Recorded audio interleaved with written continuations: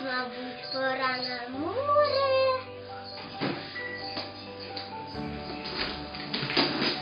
Я вже й ледь наплавала. Але ми ще не вміємо плавати. Після маминого експерименту ми не боятимемося купатись на морі.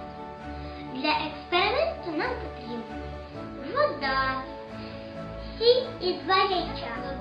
Собі 2 ложки солі.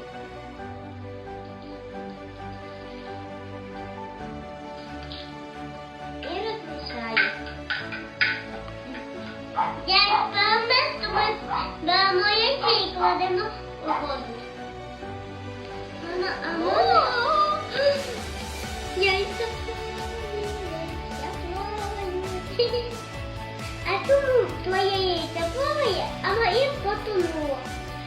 Тому що солена вода має більшу густину. Густину? Ну це густіший за компот.